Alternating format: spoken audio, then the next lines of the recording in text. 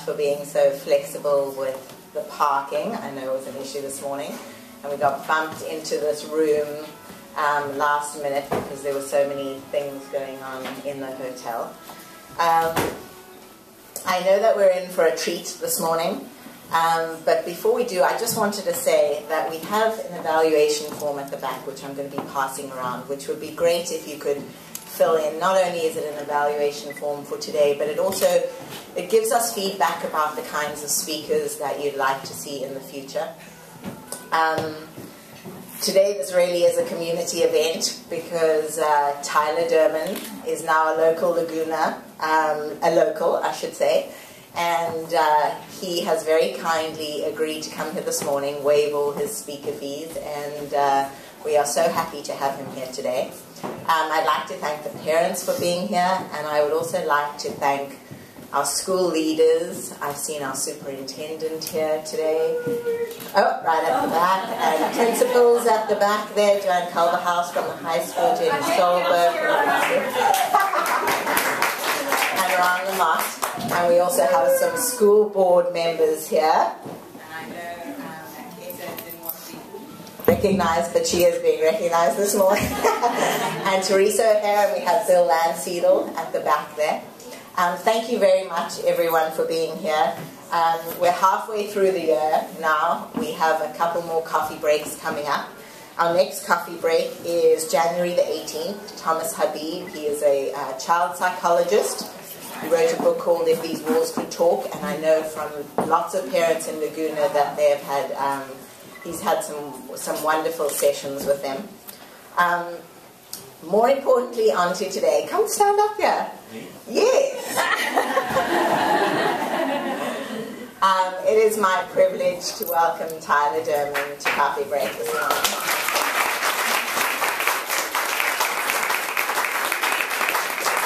Not only is he a really funny man, but he has a master's with an emphasis in counseling.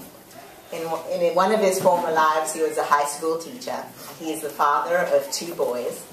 And more importantly, I think he has spoken to hundreds and thousands, I say millions because it does say millions of parents and high schoolers, middle schoolers, about all sorts of things. And he brings humor wherever he goes. And he has a really wonderful website called bitesizewisdom.com or bswisdom.com. And he has a Facebook page, Tyler Durman official page on Facebook. And the thing that struck me most when I went onto the Facebook page was the intimate comments from kids, from middle schoolers, from high schoolers, about how he had touched them in various ways.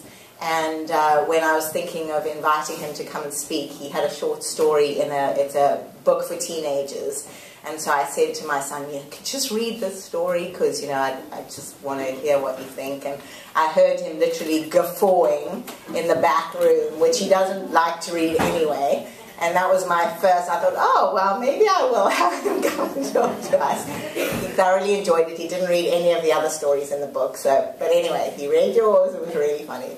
And so we are so happy to have him here. And I know he's going to tell you a bit about the inside of the young people that he touches and the things that they tell him about. And we are just so happy to have you here today. Welcome. That was great. One of the reasons I live in Laguna Beach now is I'm hoping to trick Kristen into marrying me within the next year. That's the woman I'm involved with. And she has a child who's 4, little Jakey, 8-year-old Brooke, and 10-year-old Caleb. And we were looking for a community that would be a great beachy sort of community, but also one that had great schools. And being that I speak in thousands of schools every decade, I did a lot of research. So we chose this place for the sake of those people who are sitting in this room. We put our lives where our money where I don't know what we call it. But I'm thrilled to be here. And when you move to a new community, you really want to get to know the people who will show up at a bar before 9 in the morning. So that's kind of the priority for my life. I wanted to get to know this segment of Laguna Beach and welcome you. And it's interesting you would choose this venue. But tell me a bit about you guys. So Actually, this is fun and intimate. We're going to have a lot of fun. We're going to move quickly. I want to jump right into it because there's so much in my heart I want to share with you today as a result of what I do. Just to give you just a glimpse, because today isn't about me, but I've had the honor of speaking in front of over 5 million middle school and high school students over the last 25 years. It's my job. It's what I do. I travel around. I just returned from Toronto, Canada yesterday, where I spoke to 2,400 high school student leaders from up in that area. And tomorrow I'll be up in the Pasadena Convention Center speaking to 3,300 middle school and high school leaders. And then it's to Tennessee on Nashville on Friday. But then I get a break. Then I'm done until, I think, I go to Denver for one day. But anyway, we'll be banging this thing. I don't even know if we need this. Do we need that? Can you hear me? We do need it? Yeah. Okay, never mind. All right. It's the bar. I forgot. We've already been. Okay. Because of my job, I have the chance, because of friends who actually know what I do and my background, is every once in a while a friend will come to me and say, hey, we have this couple who's a friend, and would you mind talking to them when you're in town? They're having trouble with their teenager. I showed up. This was in the Bay Area where I've spent about half my life. I moved actually from the island of Kauai to be in Laguna Beach, on the south side there, about a year and a half ago. But I lived in the Bay Area many years, and so I have friends there, and they said, listen, Linda is a wonderful woman. Her husband and she are struggling because their daughter Heather, who's 14, has freaked out. We all hear those stories. And this is kind of what we're afraid of as parents. Like, she was such a nice middle schooler. And then she went, or she was wonderful in high school, went to college and went crazy, you know. And so anyway, I showed up. Heather was 14, and I got to the door. It was a nice, warm afternoon in the Bay Area. Rob wasn't home yet. Linda said he's running late. Heather was off with friends. They arranged that she'd be out of the house. It was about 4 o'clock, 5 o'clock in the afternoon. I showed up. Linda said, come on in. You need to know this. Linda is a respected part of their community. She runs her own business, very successful in that. She has friends who respect her. I needed to prepare you because of what she told me next. She's not some crazy woman. She's a typical human being and who has a child. And she invited me in. We sat around the kitchen island on the stools in their beautiful kitchen. And small talk for a moment, and then she couldn't bear it anymore. She said, Tyler, I have to confess, we can't wait for Rob. He'll be here soon, but I just got to get this started.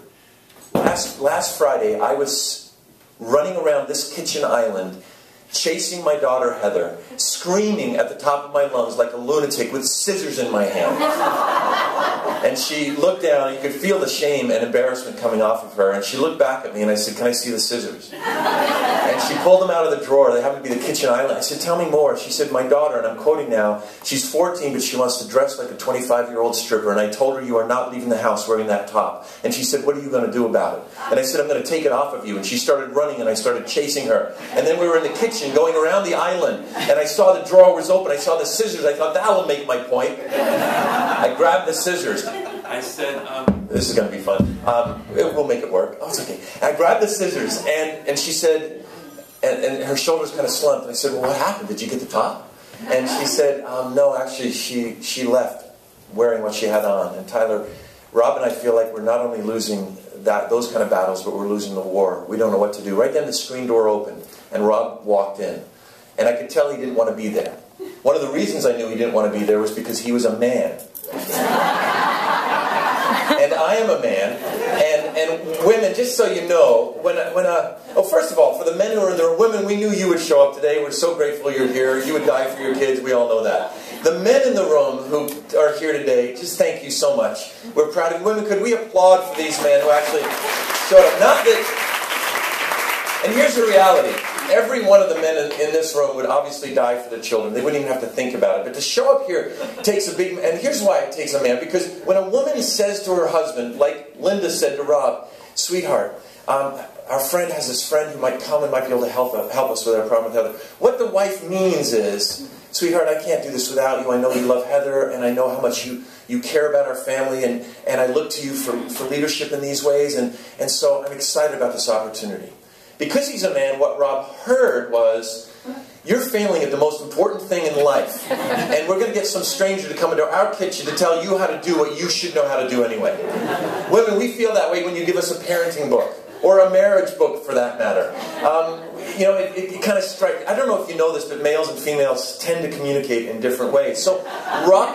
If you don't know that, I'm sorry. But anyway, Rob...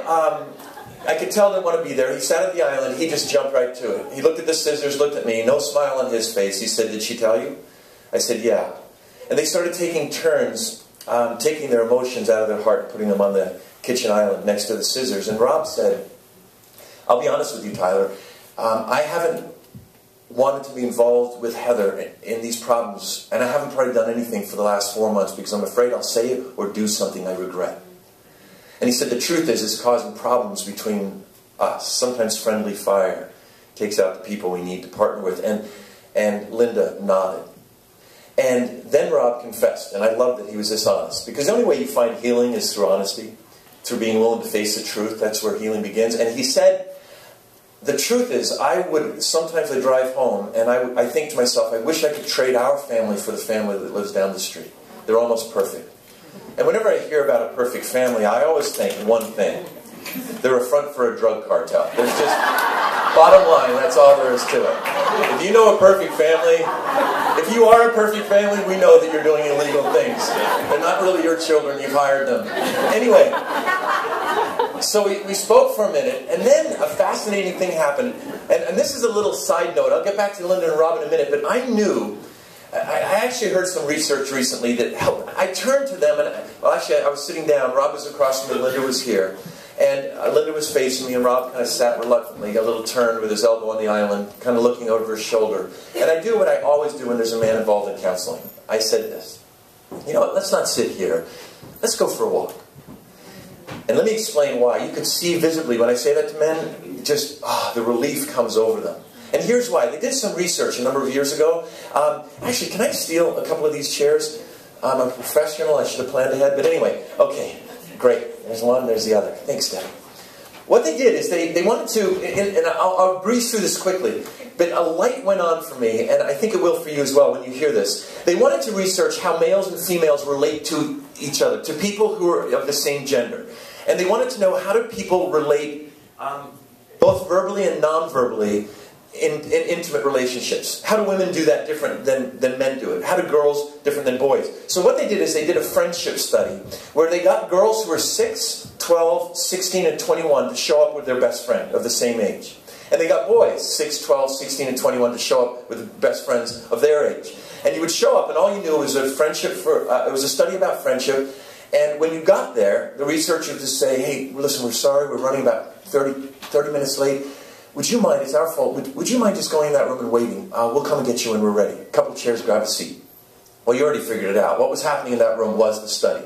When people are being observed, we tend to alter our behavior. So if you don't know you're observed, you're more likely to act naturally. So in this room, it was a average sized room, about the size of a large bedroom.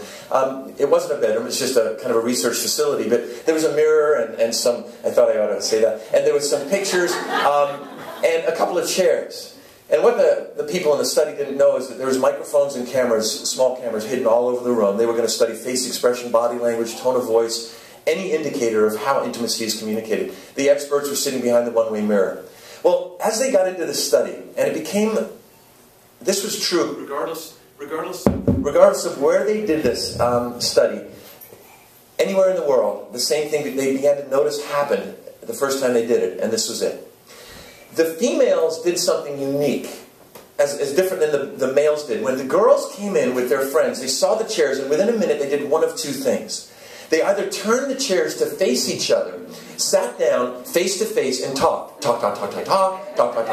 Or, if they didn't actually turn the chairs, what they did is they sat down and they turned their bodies, sat on a leg, and faced each other. Talk. By the way, the females said 4 times more words during the study than the males did.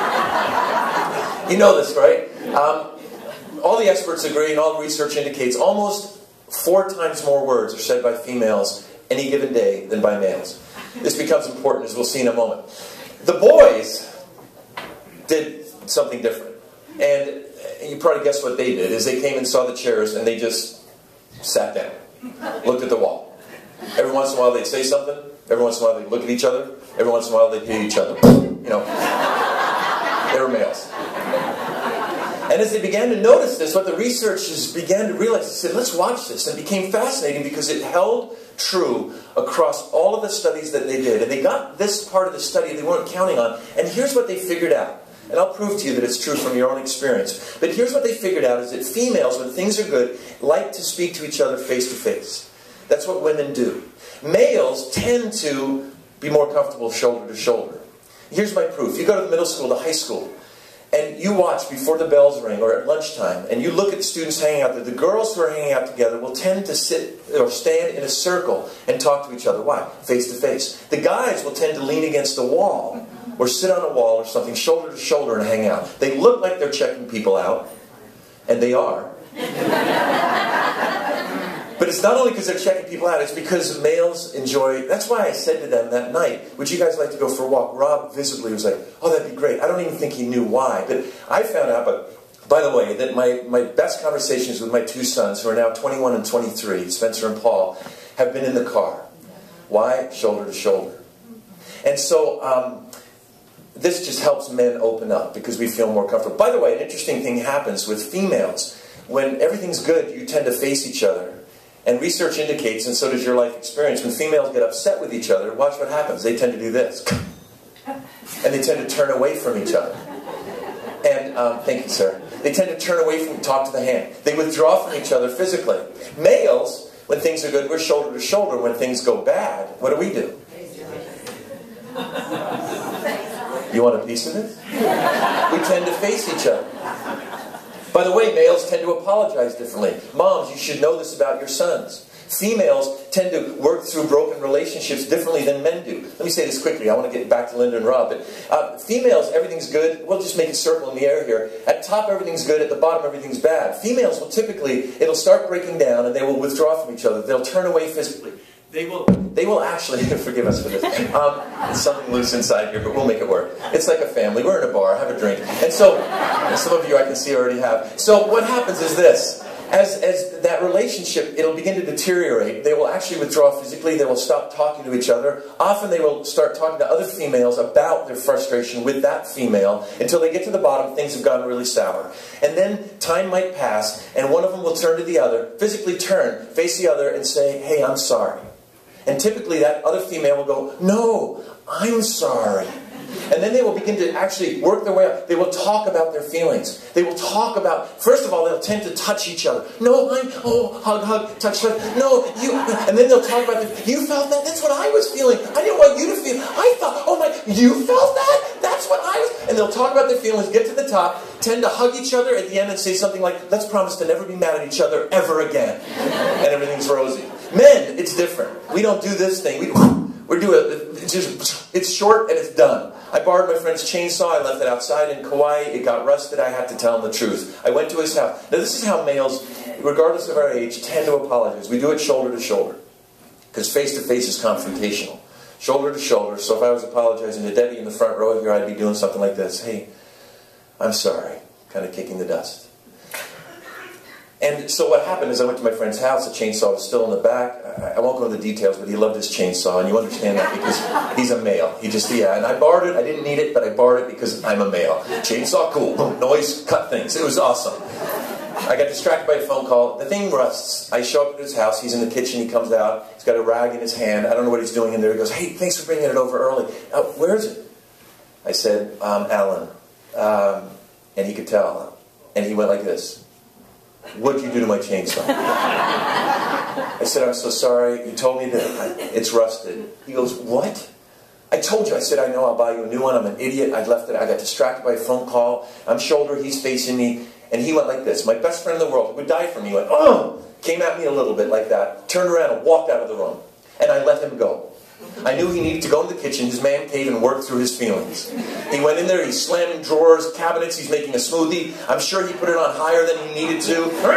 He's upset. I just waited, shoulder facing the door. He walked out, 2 glasses in his hand. I looked at him and I said, Al, listen, really, I am sorry. And he went, you know what? Don't worry about it. You want a smoothie? And it was done.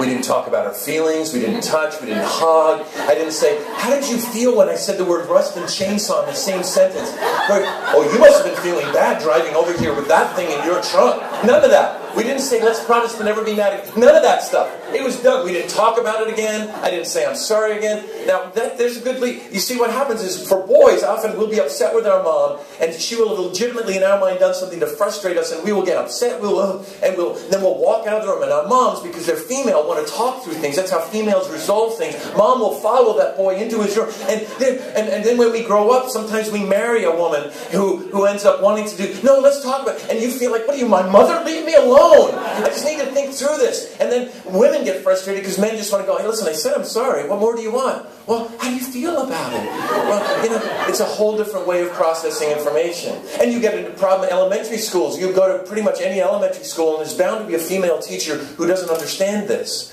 Many of them do, the good ones do, but many of them don't understand this difference. And so you have a little boy who will have done something to hurt a little girl's feelings. Because he's a boy, he's inevitably going to do that, unfortunately. And so the teacher will be out there with that little boy in front of her and say, apologize. And that little boy will just go, I'm sorry. And that female teacher will say, oh no, you do not. You look her in the eye. And she'll grab that little boy, and he's standing there, and she's turning him like this to face that girl, and his head's like this, and she's like, no, you look at her. Look at her. And then say you're sorry, and he'll go, I'm sorry, and let go, and he'll spring back. And that female teacher will think, there, I made him apologize. And he's thinking, what's wrong? I said I'm sorry. You know? And it's because we collide in these ways. So now I'm with Rob and Linda walking down the street. And I really feel for parents of our time. It is very difficult. And one of the reasons it's difficult, I'm not going to go into all the history because that's boring stuff. We could talk about it later if you want. But since the 60s, and if you remember the 60s, you weren't in them. But since the 60s, if you're laughing, you know what I mean, and that concerns me. And so what has happened is the American home and how we view adults, how we view educators has been turned on its head. Because experts came into this world that was changing, where all these questions were being asked, and everything was being questioned. And people with helpful degrees like mine began writing books telling parents things that I believe sound intuitively correct but are wrong. Before the 60s, adults tend to view other adults as being in it with them. And after the 60s, we tend to be suspicious of other adults. We'll talk about that in a moment. And before the 60s, the home was an adult-centered place. And now, because of these helpful professionals, the home has become definitely a child-centered place. And intuitively, it seems so correct. We're walking down the street with Linda and Rob. We get about 4 houses. I'm not exaggerating at all. Someone interrupts our conversation from the house and says, well, howdy, neighbors. And we turned and I looked, and there, no lie, this was obviously the family he had been talking about, sitting on the front porch, mom, dad, daughter, and 2 teenage sons. Sweet happiness dripping from their silverware as they shared their family meal together. And I thought, you've got to be kidding me. And Rob goes, hi, and under his breath he goes, can you see why I hate them? And I could. I looked at the mailbox to see if it said Stepford. I was sure there was, Bill Cosby was in the shadows, and, you know, Barney. And I'm looking up here, and I was like, this is just wrong. They're like, come on up, neighbors. And none of us wanted to. And Linda goes, oh, we're having a talk. Good to see you guys. We're just going for a walk. They're okay, we'll see you later. Come by for dessert if you want. And I'm thinking it's laced with something illegal. And so we walked down the street further. It started to get a little cool. We decided we were going to turn around. We've gone a couple blocks. We come back. When we get, let's forget these chairs for a moment for what I said. Let's pretend this chair on my right, you can't see it, but it's here. Let's pretend this is the home of the neighbors, the quote-unquote perfect home. And this home down here, this would be Linda and Rob's home. This is the good home. This is the bad home. None of us want the bad home. We're all afraid, or many of us, have fear concerning the bad home. And no one sets out to have the bad home. So we walked past that house, we're coming back, we got here, and the 2 teenage boys were wiping down the van they had just watched. And I just want to go, you're lying, there's going to be a film crew, this is just MTV's here, there's something weird going on. You know, and they seemed happy about it. Hi, you guys! And so, yeah, this family's in deep counseling need. I could tell they just major issues. Nobody's that happy. And so, as we walked past, I'm suspicious of people who are that happy. And so, as we walked past, in a very serious way, Rob kind of looked up over his shoulder and said, you know, that's what I've always wanted. That's what I always dreamed of. And then he asked a profound question. How did we end up where we did? How did our home end up being, how did we end up with a 14-year-old daughter that is out of control? And something occurred to me that I think might be helpful to you, and it's this. As we were walking, just taking normal steps down the street, it was a visual aid for me of what how families actually get here. And this is it. I said, Linda, Rob, look at our feet. And they did. They were kind. I said, what we're doing is we're taking steps that are leading us towards your home. I said, that's how people end up in that home. But it gets more... And Rob goes, what do you mean? I said, well, all of us parents are making hundreds and hundreds of parenting choices throughout the months. And some of us, thousands of them, depending on the stage of development our children are at. We're making parenting choices all the time. And the parents who end up in the bad home have made bad parenting choices. And Rob said, I understand what you're saying, Tyler, and he said something very profound. He said, but nobody wants that. Nobody's doing this like, oh, we're getting closer and we're messing up our family. Grandma, check it out. Nobody does that. And I said, so stop for a minute, because you're right. This isn't how it happens. Bad choice. This is how it happens. All of us are looking in this direction. All of us want the happy home. And parents who end up going this way are going that way because they're making poor choices. But this is the trick. They believe that their choices are taking them that way. And often those bad choices and those bad frameworks of thinking about our role as parents don't reveal themselves until the child hits puberty. That's why we hear these stories all the time, where parents are laying a foundation based on what they believe to be true. But watch me. They're looking this way, thinking this is going to take us this way, when in fact, it's taking them this way. In fact, many of the books that are on the shelves today, I believe, and I'll prove it to you, good enough for my conscience, and it's this. Many of the books today on shelves are telling parents, and even educators, to do things and to have belief systems that I believe are taking our families in this direction. But here's a bigger trick, is that it seems intuitively correct, many of the advice, many of the things that take us in the wrong way. By the way, when I speak to students, I use chairs for the same thing. I talk about the choices we make.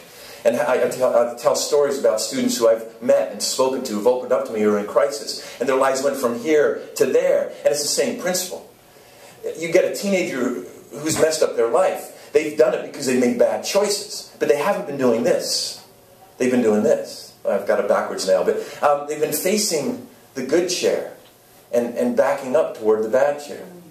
Without realizing, and the trick for teenagers, and unfortunately for parents, is that our bad choices, often we get away with them for years, and we don't realize the consequence until it starts paying negative dividends. And Linda and Rob in their lives had fallen prey to some of these mentalities. Here's where it gets more important and more interesting, I think. Is all of us make the choices we make, regardless of which direction we're going. All of us make the choices we make in our personal and professional lives, listen, based on what we believe to be true. Isn't this true? So I have a belief system, so I'm going to make choices that grow out of that belief system. And unfortunately, because of what has happened in our culture, because of a lot of the advice and the mentality that we're being told and that our people in our communities are living under, a lot of that advice is based on things that are not true. And that's why Linda and Rob ending up over here. One of the biggest problems I run into in family counseling, and I'm usually brought in when the family is really falling apart, and one of the biggest problems I see that's become apparent to me is that many parents today have bought into the idea that their job in life is to be miniature Walt Disneys, to make home the happiest place on earth. And experts have been telling them for years the most important thing is your child's self-esteem. And it seems intuitively correct that if my child feels good about themselves, since when they're little, oh, they're gonna go this way, they'll be contributors to society. But watch, the problem with this self-esteem thing is in our culture, we began to just worship, deify this concept of self-esteem. Until we believe we should make our kids feel good. But the problem is you shouldn't feel good about yourself until you've done something to feel good about yourself. And we're just handing. I'm glad you do. And we're just handing. This is kind of like church in a bar. People clapping. And we're handing. You know, I bet you we could get a big church if we started that movement. That'd be awesome. Seriously, drink a lot. The offering's in the back. Okay. And so what happens is this. Is that we have these parents who have bought into this idea that I've got to make my kid feel good. Now, there's nothing wrong with your child feeling good, but what we've done is we've turned the family upside down. Now, there's a book on the shelves today that says, and I'm quoting now, if your child is bored, stop what you're doing, turn to them, and suggest ideas of how they can stop being bored. And intuitively, this seems to make sense, because what the book says is we're teaching your child how to make choices. The problem is it bears no resemblance to the real world. You know, my mom, by the way, when I was growing up, grew up in a very traditional, adult-centered home. When I said I was bored, my mom never looked at me and said, oh, well, let me pull my life to a screeching halt and intervene here, and let's talk about what you can do to be happy. My mother made it my responsibility to be happy. My mother didn't feel like many of the adults today that I counsel feel that their job is to be the happy police and to be there making sure everything is protected and cared for. My mother, when I said I was bored, simply looked at me and said something like, if you're bored, it's because you're boring. Now get out of this house and go find something to do. And if you don't, I will find something for you. And you're not going to like it. Get! And I never walked away like, oh, you've damaged my fragile self-esteem. How am I going to function in the world?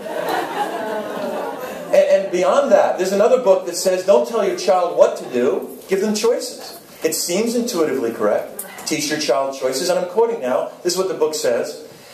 Don't tell Johnny, interesting they would choose that name, I wonder who their audience is, obviously not Mexican Americans, but let's do this, that's what the book is written for, is this white upper middle class, because they buy more books. But it says this, don't tell Johnny, clean your room now.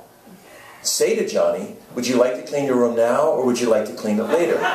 Teaching your son how to make choices in their life. Again, it bears no resemblance to the real world. I've never been pulled over by a California Highway Patrol officer who leaned in the window and said, Mr. Durman, would you like to obey the speed limit now or perhaps tomorrow? Never got a letter from the IRS saying, oh, well, you can pay him next year if you like, because we noticed you didn't pay him last year, so take your time. Never. It's not how the real world operates. And consequently, parents will call teachers and say, my son isn't feeling good about your class because he's not doing that well in class. And you know what that parent feels? They feel like, oh, this teacher is messing. I got a phone call when I was a first-year teacher from a mom, and I naturally assumed it was a mom calling to say thank you. And the reason I assumed that is because I was a first-year teacher. And by the way, as we laugh at this, there's a truth underneath this is so profound. I don't know how long it's been since you thanked the teachers for what they do. We used to view these people as being in it with us, and we become suspicious of that, partly because there's been trusted people in our culture who have failed, graphically. Penn State's a great example of that. However, we've lost sight of the fact that these educators are in it with us, that they're our advocates. They're your best advocate. They're not there to do your job for you, but they're your advocate. This mother called, and I assumed she was going to say, Tyler, we were just sitting around the table talking about the important people in our lives. And so, anyway, you're on speakerphone. The grandparents have been invited in. We've written a little poem for you, set it to music. If you've got a minute, we'd like to sing to you. And there'll be something a little extra coming in the mail this week. I was wrong.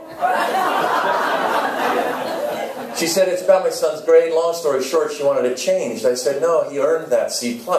But my sons who've been at your school before, they only got A's. And the truth is that I think my son would feel better about your class and more encouraged if he would get a better grade. I said, I'm sure you're right, but the key is that he would get the better grade.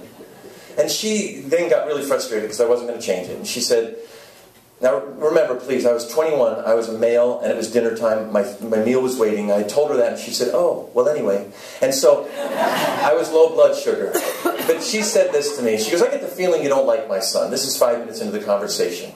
And I just said, well, here's the truth, madam. I don't like your son. Yeah. And I was feeling good at about the time. I was like, yeah, this is good. I'm speaking truth into a life. How naive. And she said, what? I said, I don't like your son. She said, how you call yourself a teacher? How can you be a teacher and not like your kid? And I thought, if you knew how many of the kids in my class I don't like, lady, you would understand. Just talk to my colleagues. But anyway, I didn't say that. I said this. I said, ma'am, here's the truth. I believe I would like your son a lot more if he didn't have the kind of mom who would call to cover for the consequences of his behavior. Well, I said it. Thank you very much. Some of you are cheering, and some of the moms are going, and dads are like, I'd sue you. Anyway, watch. Sue away, I don't care. And she was livid. She was like, I'm calling the principal. I said, you want his number? She said, I already have it. I said, I figured you would. And she hung up, and I thought, oh, crap.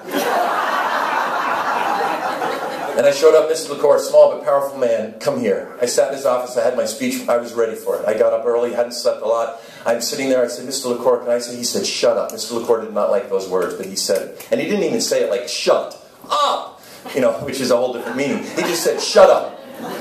And I could see he was angry. He said 2 things, Tyler. Number 1, and he said, you will never speak to a parent like that again. If you ever do, I will make it my mission not only to get you out of this school district, but I'll see you're not in education. I will live to keep you out of education. Do you understand? I nodded. He said, number 2, thank you so much for saying that to that lady. I have been dying to tell that woman that for years, since her first kid came to my store. I smiled. He goes, don't smile. Get out of here. But our culture has changed now, where we are feeling like we're the protectors. Don't miss this. We feel we're the protectors. Linda and Rob felt their job was to protect Heather from unpleasant things in her life. Because a happy child is a healthy child, which isn't necessarily true. Suffering, by the way, brings great growth. And so what happened is we've turned it upside down. I remember one day, distinctly, middle school, I came to the back door and my mother said, put your bike in the garage. You can't ride it for 2 weeks. I said, what did I do? She said, Mrs. Johnson called. That was literally the neighbor's name. And she said, on the corner, she said, you rode your bike across the corner of her yard. We've been through this before. Put your bike away. I said, Mom, I swear I didn't. I swear I didn't. I've been careful. My mom didn't say, really? Well, I'm going to call that lady and give her a piece of my mind. I will let her know. No, you know what she said? She said, well, listen. If she thinks you rode it, you must have ridden too close to the corner of her yard. So you should know better. You've got to go further away. Put your bike in the garage. And I don't want to hear another word about it. Why? My mom viewed it as though adults were in it and trusted in it together. And even if she was wrong about that, I walked away from that realizing that I was a child and I wasn't the center of the world. In my family, by the way, you want to know if your family is adult-centered or child-centered? Here's a quick test. If you're having an adult conversation and your kid walks into the room, what happens to that adult conversation? Does it immediately reach a screeching halt and then become turned and about the kids until they happen to want to leave the conversation? Or do your children, regardless of age, know that that adult conversation is a priority and they should say, excuse me, and then wait? And if they want to be in the room, they can listen to your conversation, or does it have to become about them? When an adult comes and visits your house, do your kids stop what they're doing, turn off what they're playing with, get up and go to the front door and greet that adult?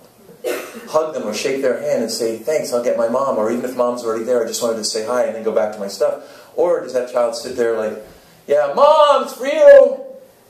What are we teaching our kids? Linda and Rob had made the big mistake of thinking that their primary responsibility was to make Heather happy and to be her friend. And here's the reality.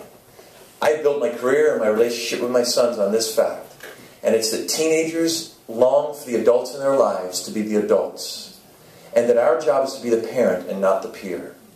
Intuitively, Linda and Rob, it seemed to make sense, like it would take them this way. If Heather's close to us and we have a good friendship, which we all long for, intimacy, it's natural for us to long for that. It's intuitive for us to want that. It's a part of the nurturing. But the problem is, Linda and Rob have been sending the message to Heather that you being happy with us is really, really important to us. It's one of our priorities. And the problem with that is it leads to a child thinking the adults are in their lives to make them happy. And that they are the center of the world. And so what happens is that, by the way, if you want to be close to your kids, intimacy with children and particularly with adolescents is built, intimacy in those relationships is built completely different than in any other relationship in your life. Intimacy with teenagers, especially in preteens, is built on respect. It is not built on friendship. You may have a subsequent friendship with your kids, which is great, but let me tell you that this is the truth. Your children, if they do not respect you, they will not like you. And if your job and priority in your mind is to make them like you, you'll be inconsistent, you'll drive them nuts, you'll be a hypocrite, and you will not be their friend. They will be nice to you when they think they can get things, and they will view the adults in their lives as people who have been manipulated based on what mood they're in. But they want the adults, are you still with me? They want the adults in their lives to be able to put down a boundary and say, this is our values. And by the way, before we're done, I'm going to give you quickly 7 expectations for the home in a few moments. You're going to want to write these down or put them in your phone or whatever. These are going to help you and guide you in all the major decisions you're going to make in your life as a parent. I know that sounds like a big claim, but these are 7 expectations for the home I'll get to in a moment. I'm going to breeze through them. And these are the things I shared with Linda and Rob. Let me just say this quickly. Jump to the end of Linda and Rob's story. They don't always end this way. But a year after I met with them and we started these conversations about expectations, about the adult-centered home, Linda called me and she was ecstatic. She said, Tyler, she said, Heather just broke up with the jerk. And I said, awesome. She goes, I know. I said, you didn't have a party or anything, did you? She goes, no, private party in our heads. We were very happy.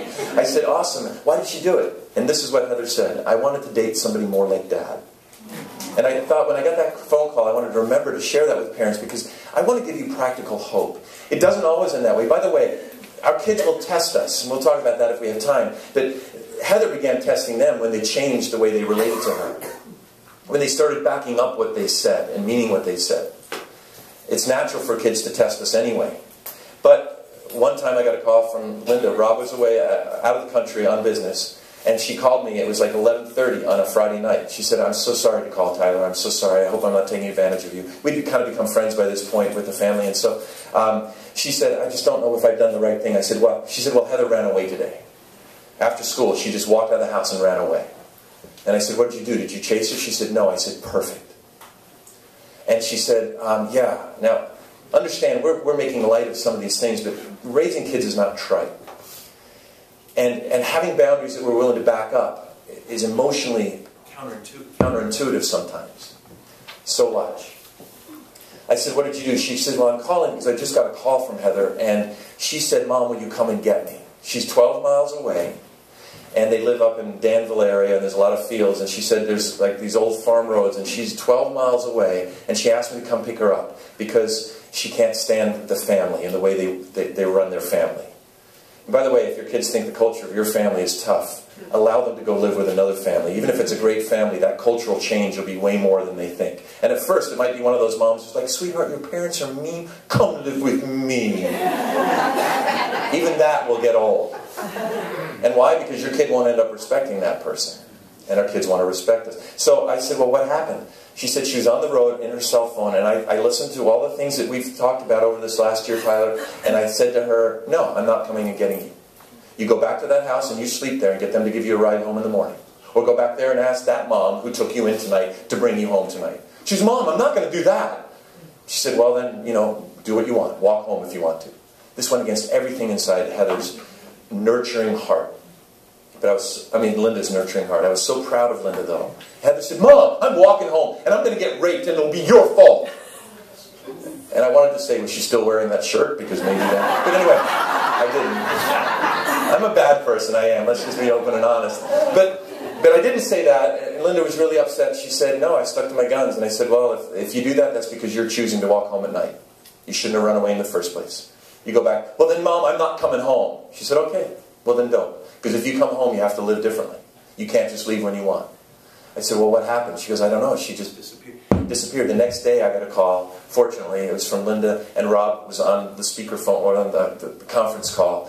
And Heather got a ride home that next morning and said, "Mom, I'm never going to run away again." Why? Heather had tested the boundaries to see whether they were respectable, whether they were worthy. And because they were, she grew in respect for her parents.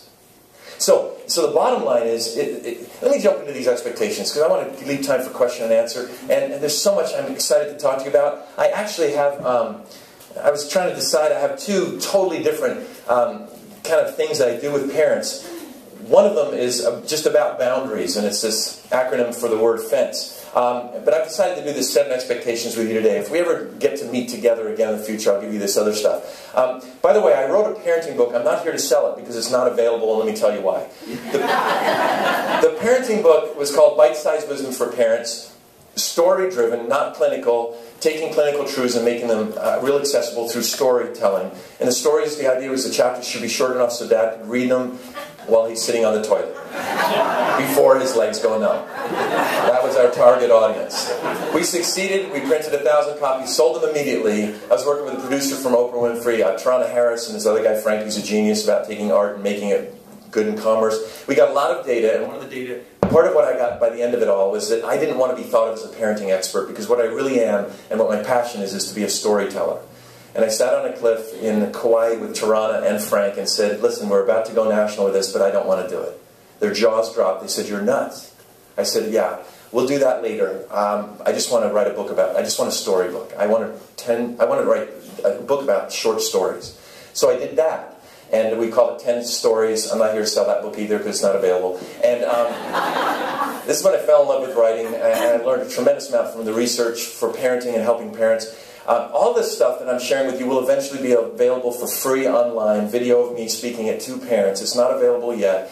The first stage is this 10-story book, which we sold out immediately. Got great response. Superintendent of a school up in Bonita School District read the book, hired me to come speak to all the teachers. That was good data. just from reading the book. And then he bought 54 copies of the book to give out amongst the school leadership. And anyway, we sold them out. I've written 2 more chapters, rewritten that book, and it's going to be released under a different title. It was called 10 Stories, but it's going to be released, it'll be 12 short stories, and it's going to be called Birthday Suit. And I don't know if those are the chapters you talked about or not, but anyway, it's about relationship vulnerability, but it's not a moralistic, here's a story, therefore live this way. It's a whole different thing. You'll hear about it if my publicist does a good job coming out in the spring. But the reason I mention all of that is because I wanted you to know that this stuff is well thought out. It's a result of years of working with families and teenagers in crisis, and it's not available, but it will be one day. And the parenting stuff I'm going to give away for free, so it's worth taking notes. And by the way, don't go home tonight and sit with your teenager or whoever, or your preteen, and talk about these things, because they'll know you got it from coffee break, and they won't respect it. Wait a couple of weeks, and then just come up with it yourself, and they'll think you're a genius. Okay, 7 expectations for the home. Let's jump into this. These expectations, and we're not going to have time to cover them all, but we'll breeze through them. These are expectations for everyone in the home. Not only for your kids, but for you. And these are for families with children from 2 to 20. And these are the things that everyone, I believe, in your home should know. This is what we expect of each other. This is what we expect of our lives. And there's 7 expectations for the home. Here's number 1. We are responsible for our actions. We are responsible for our actions. In other words, we cannot blame other people when things go bad. You cannot say that he hit me first. Why? You're responsible for your actions. It also means that you're responsible for what happens when you're with your friends. Why? Why?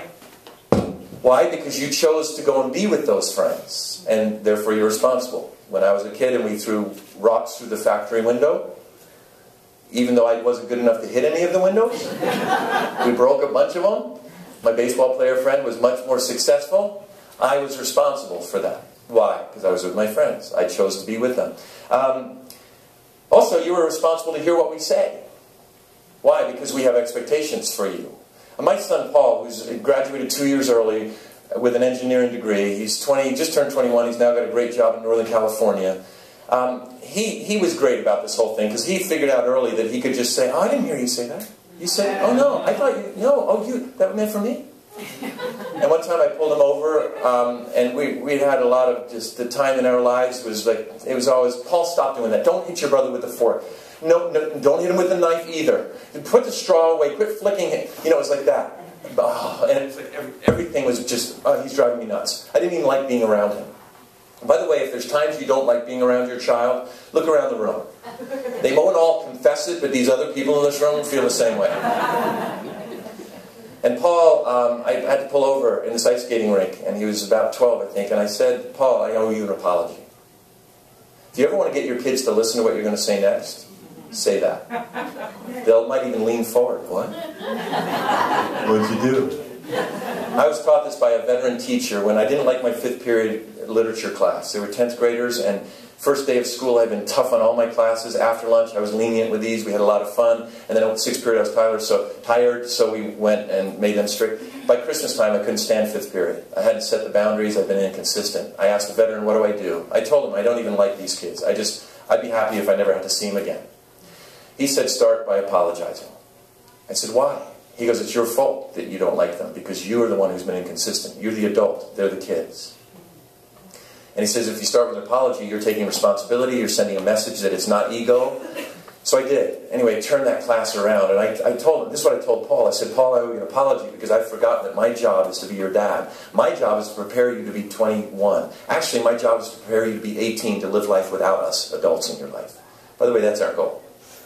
And I said, "Paul, I've forgotten that. I want you to like me. And I want you to celebrate every minute you have of me. In fact, Paul, I would love it if when I walk in the room, you stood up and said, 'Captain, my captain.'"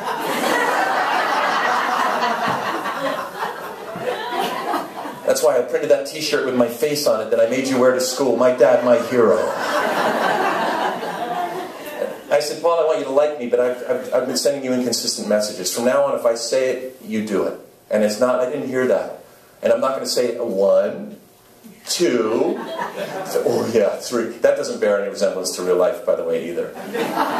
If you raise your kids doing that thing, they're going to jail. Just be prepared for it. So anyway, this is hopeful encouragement, isn't it? Practical hope. By the way, the great thing about parents, and you're going to hear this, is that we can screw up in so many ways, and kids are resilient. It's the foundational things. We got to look at today. What do we really believe? Paul, by the way, still remembers that conversation. We hadn't talked about it for 5 years, and then he read that book that I came out with a few years ago, and he goes, I remember that conversation. I said, you do? He goes, absolutely. We're in the ice skating parking lot. I said, man, it made an impression on me. By the way, it was shoulder to shoulder. I hadn't heard the research yet, but it was intuitive.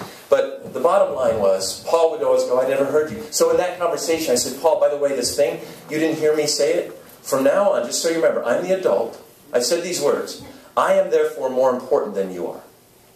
Because of this family. Mom is more important than you are. If either of us, if my back is to you, and I'm a half mile away, and the wind is blowing from behind us, and you see my jaw move as I whisper into the distance, your job is to sprint in front of me, look up and say, Dad, was that for me?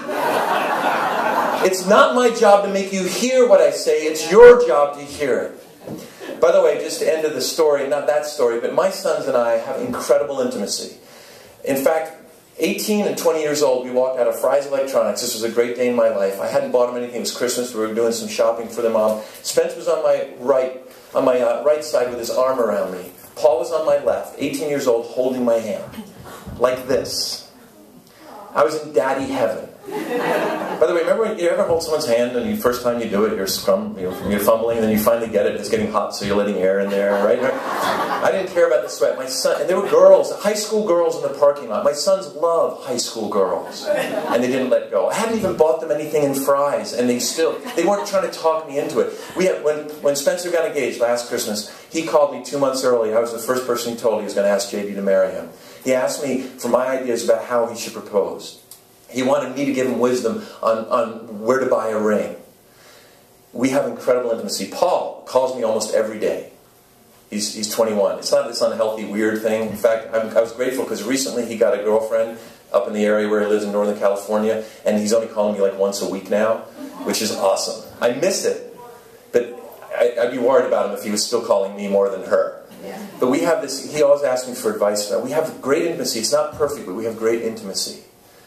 Why? I believe it's because the foundation was that he was my child, they were my children, and I was the adult. And I didn't do it perfectly. We're not going to go into the details, but we had to replace doors in our homes. Lori and I, their mom, were divorced when my boys were small. Did you hear what I said, my mistake there?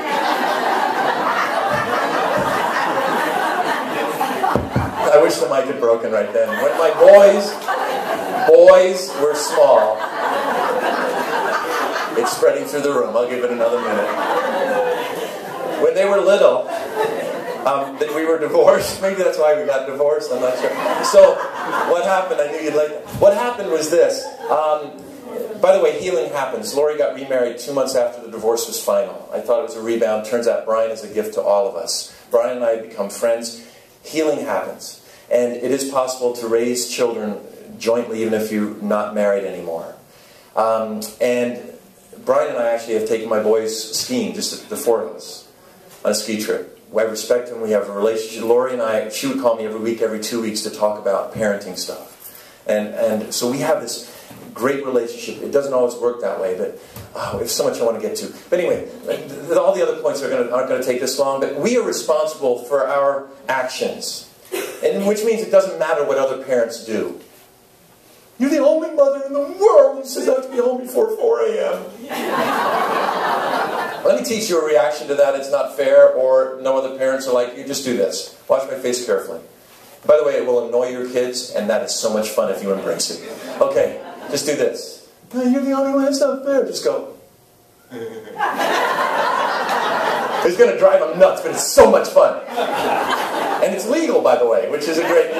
we got to find ways to legally abuse our kids so we can't get in trouble for it. Did I say that out loud? Okay, number 2. We will reap what we sow. Some of you are feeling really uncomfortable, and that's probably good. No, it's number 2. If you've got 2, then turn it into the 8 expectations for the home. Number 1 was we are responsible for our actions. I'm not a very good professional. Number 2, we will reap what we sow. I was giving you sub-points there, but I didn't tell you, so, you know. You can make up your own list. Okay, we will reap what we sow. By the way, this is important. Protecting our children harms our children. Remember this. Early lessons are less painful lessons. Paul was given detention by the middle school principal for punching a boy in the back. He wasn't the first one to punch, but he shouldn't have punched the kid back. Between you and me, I was proud that he stood up for himself. But when I found out about it, I went to the middle school principal, and I knew what to expect because I worked with thousands of schools over the years. I mean, what an honor. I have such a unique life. And I have friends who are now principals who used to be teachers. I just got hired by somebody in Irvine who heard me when she was in high school, and now she's running the show. But here's the deal. This whole issue of our kids and reaping what we sow is that when I went to the principal and I said, I want to talk to you about my son got detention, and that principal didn't even come from behind his desk, and he crossed his arms, body language was clear. And I knew what he was expecting because he hears it, unfortunately, all the time. He said, well, sir, that's what we do. And I know you're thinking your son got punched first, but still, we have to have standards. And he started defending what they'd done, and I interrupted, and I said, no, you misunderstand. He said, what? He's still sitting there. I said, I came today to find out if there's anything more you can do to my son. And he unfolded his arms and smiled his perverse smile of pleasure, like, really? I said, yeah. He goes, I've never had a parent say this to me before. I said, yeah, can you make him scrape gum off the parking lot? Can you make him clean the teacher's toilet with a toothbrush? Anything you can do to make my son suffer as much as legally possible is what I'm asking you to do. And he said, really? I can think of some things. I said, good, let's brainstorm, let's do it. He said, why? And I said, sir, you're a principal, you already know this. I said, my son suffering now is what will teach him. And if I protect him from that suffering, he's not going to learn. And then I looked that principal in the eye and I said this. I said, if my son learns that lesson now, he's going to suffer a lot less than if he doesn't learn it and has to relearn it when he's 28. He punched someone in the back when he's 28, he's going to have to learn that lesson. I wish that every parent in Laguna Beach was required to be here to hear me say these things. And here's why. And for some of you this might be startling, and it might be, what are you, a military person or what? No, I am committed to the belief that suffering in life brings growth. And I'm committed to the belief, and have built my career on it. And by the way, I've spoken to more middle school and high school students than anybody. I know all the guys who do the speaking, men and women, and we've compared notes. I've backed off recently because I've been spending time writing, which I love. But here's the deal. I know what kids respond to. I'll be in an assembly, in a third and fourth generation gang school with security guards in there. In Azusa High School, they couldn't even put everyone in the gym for one assembly. We could have fit them, but they had 4 because they didn't want to have that many students together. And those kids, I knew they would test me. When they did, I took a stand. I was the adult. I told this young man, I said, first of all, you talk again, I'm going to ask you to leave. This is 2 minutes into a room with 1,200 kids. When I started speaking, I thought, oh, I'm going to be funny and make them like me. That'll work. And it did, sort of. But I've learned that they will like me if they respect me. And the kids are dying for the adults in their lives to take a stand. And I looked at that young man and I said, if you talk anymore, I'll ask you to leave. I knew he'd test me, and he did. He was leaning back between his girlfriend's knees. Had to show off. And so I stopped 2 minutes later. Now we're 4 minutes into it. I said, young man, get up, go wait by the door. It took us 2 full minutes to get him to move. The security and the principal had to come over and make it happen. Talk about a bad atmosphere in the room. But when I made him go over there, and he started to walk, and he got over there, I turned to the crowd, and I said, there's nothing personal, because I don't care if he listens. But what we're going to talk about today is too important to let him distract anybody else. They broke into applause. These kids have grandparents who are in gangs. It's hard for me to envision granddad with the walker, being that threatening, but nonetheless. And what happens is, I've seen it over and over again with my own son. Kristen, her son, a year and a half ago, he would forget his lunch all the time. Caleb, I love this kid. He's super bright kid. And she would go home and get the lunch and bring it to him. And one day she goes, I'm just fed up with this. She goes, what do you think? I said, oh, I have an opinion. If you ask me for it, I will give it to you. You do what you want. But I said, just let him starve. He's not going to starve, first of all. Let him go hungry. Well, should I give him money? I said, no. So next time he left it, he literally turned to his mom. Talk about pulling the heartstrings of her nurturing heart. Women are the nurturers of this world. He turned to her and she said, oh, you forgot your lunch? Then I'm sorry, you're going to go hungry. Well, can I have some money? No, I don't want you to eat. Go hungry. And he turned he turned like as she drove away and goes, Mom, why won't you help me? What would you do? As a mom, that's like, oh, what a heart. She got home, tears in her voice. I'm sure in her eyes, she said, I'm a terrible person. I'm a horrible mom. I said, no, you're a great mom. I'm so proud of you. I said, watch the results. Is he going to die? Is he going to be thinner when he gets home? He's going to be okay. She said, I know what you're saying is true, but it feels so wrong. Guess what? It's been over a year now. This is a fact. When you meet her, and I hope you do, you can ask her, Caleb has not forgotten his lunch one time since then. I said this to parents at a different Irvine school, a middle school. We had about 150 parents show up one evening. And I said this, the principal of that school came up to me and said, thank you, the favorite thing you said all night was that lunch thing. She said, we have parents who actually will bring warm lunches from McDonald's and other fast food to their kids at lunchtime and hand them over the fence. It's nuts. And if you do these things, by the way, it doesn't mean you're failing as a parent. It just means you're wrong. No, I'm sorry. I'm so sorry. You're way too smart to have to be in this room with me, Cindy. I'm sorry. What it means is that we all need to adjust these things. And I can tell you, we had broken doors in our house with our sons. We had door frames that were knocked out of the actual drywall in our house. Major repairs. Why? Because our kids are always testing. There is no perfect home. And if you fail...